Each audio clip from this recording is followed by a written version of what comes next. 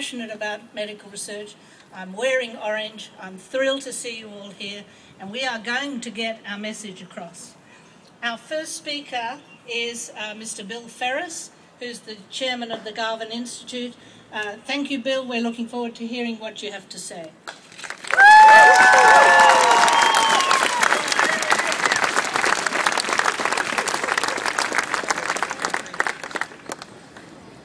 We are here today to voice our concerns about the proposed cuts to medical research funding. And we believe this is a very important issue for all Australians, young and old, to think carefully about and to understand what's at stake.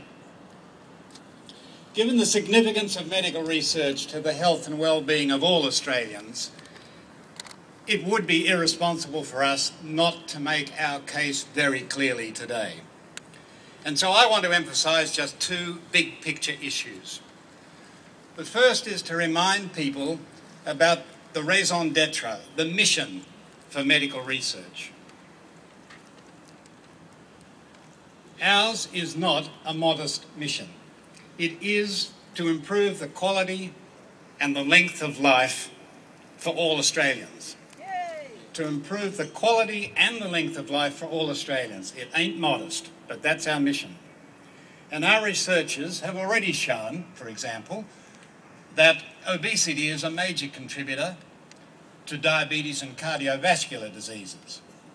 The direct medical costs to the healthcare system in this country from just these obesity-related illnesses, diabetes and cardiovascular, are somewhere north of $10 billion per annum, to which you can add a very big figure, extra figure, for the lost productivity that goes with sickness, sick days off, and carer costs.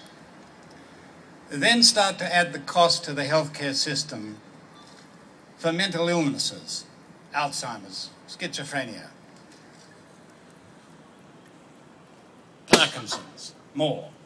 Cancers of all sorts, infectious diseases, metabolic disorders like arthritis, and you come up then with quite alarming numbers. The most important way we can ever reverse these costs is via evidence-based preventative measures and the discoveries from medical research. The current NHMRC, the current National Health and Medical Research Council spending on medical research represents less than 1% of the annual state and federal health spend every year. Only 1%, less than 1%. And this is what the government is proposing to cut back. Without understanding the causes of disease, how will we ever reduce the problem and the costs and the loads on hospitals? Cutting research, for me, just does not pass the common sense test or the economics 101 test. And it certainly does not address what I believe should be the #1 national priority of our time, the health of our people. My second big picture issue is this. With about 35,000 employees, of whom 15,000 have PhDs in the medical research sector, this is one of the few knowledge-intensive sectors we have in this country. And it is an internationally competitive knowledge-intensive sector, now ranking in the top few countries around the world in terms of significant discoveries and continuous discoveries. It's this ingenuity and capability of our young scientists, if nurtured, will represent an enviable and a renewable resource for Australia long after the mining boom comes and goes. So, ladies and gentlemen, I believe our medical research sector is indeed a strategically important national asset and capability. It has demonstrated this in dealing with emergency threats like SARS, like swine flu and infectious diseases.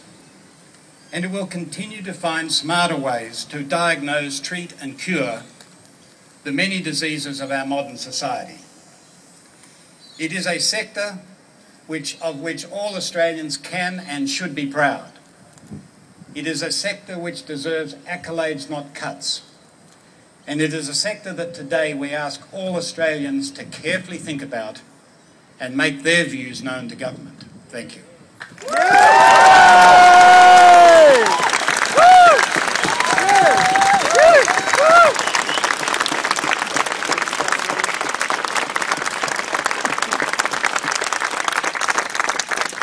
Well, you might think that Bill has said it all.